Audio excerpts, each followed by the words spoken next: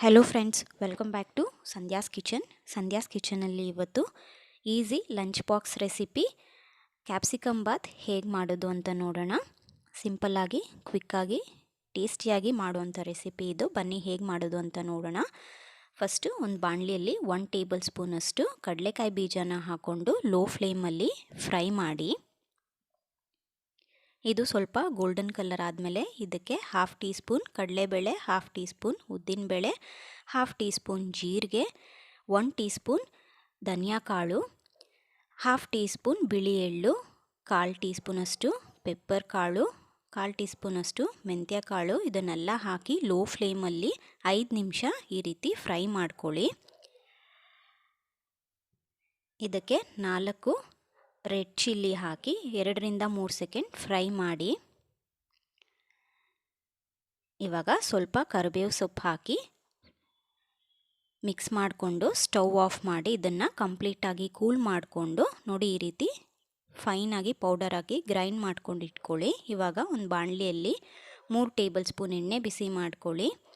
ಎಣ್ಣೆ ಬಿಸಿ ಆದಮೇಲೆ ಸಾಸಿವೆ, ಜೀರಿಗೆ, ಕರಿಬೇವು ಸೊಪ್ಪು ಹಾಕಿ ಇದಕ್ಕೆ ಒಂದು ಆನಿಯನ್ ಈ ಥರ ಉದ್ದವಾಗಿ ಕಟ್ ಮಾಡ್ಕೊಂಡು ಹಾಕ್ಕೊಂಡು ಮಿಕ್ಸ್ ಮಾಡಿಕೊಂಡು ಚೆನ್ನಾಗಿ ಫ್ರೈ ಮಾಡಿ ಇದಕ್ಕೆ ರುಚಿಗೆ ತಕ್ಕಷ್ಟು ಉಪ್ಪು ಹಾಕಿ ಮಿಕ್ಸ್ ಮಾಡಿಕೊಂಡು ಗೋಲ್ಡನ್ ಕಲರ್ ಆಗೋವರೆಗೂ ಫ್ರೈ ಮಾಡ್ಕೊಳ್ಳಿ.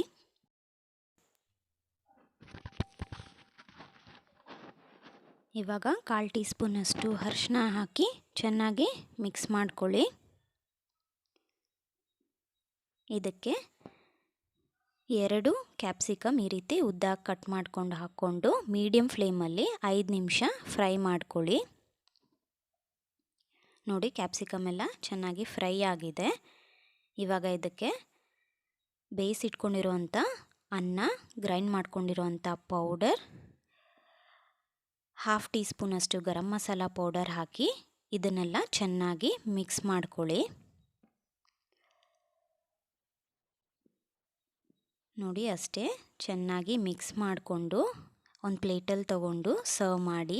ತುಂಬ ಈಸಿ ರೆಸಿಪಿ, ಕ್ವಿಕ್ಕಾಗಿ ಮಾಡ್ಕೊಂಬಿಡ್ಬೋದು. ನೀವು ಈ ಪೌಡರ್ನ ಮೊದಲೇ ಮಾಡ್ಕೊಂಡಿದ್ರೆ ಯಾವಾಗ ಬೇಕೋ ಆವಾಗ ಕ್ವಿಕ್ಕಾಗಿ ಈಸಿಯಾಗಿ ಕ್ಯಾಪ್ಸಿಕಮ್ ಬಾತ್ನ ಮಾಡ್ಕೊಂಬಿಡ್ಬೋದು. ಈ ರೆಸಿಪಿ ನಿಮಗೆ ಇಷ್ಟ ಆದರೆ ಕಮೆಂಟ್ ಸೆಕ್ಷನಲ್ಲಿ ತಿಳಿಸಿ. ಹಾಗೆ ಈ ವಿಡಿಯೋನ ನಿಮ್ಮ ಫ್ರೆಂಡ್ಸ್ ಆ್ಯಂಡ್ ರಿಲೇಟಿವ್ಸ್ ಜೊತೆ ಶೇರ್ ಮಾಡ್ಕೊಳ್ಳಿ. Thank you for watching. Bye.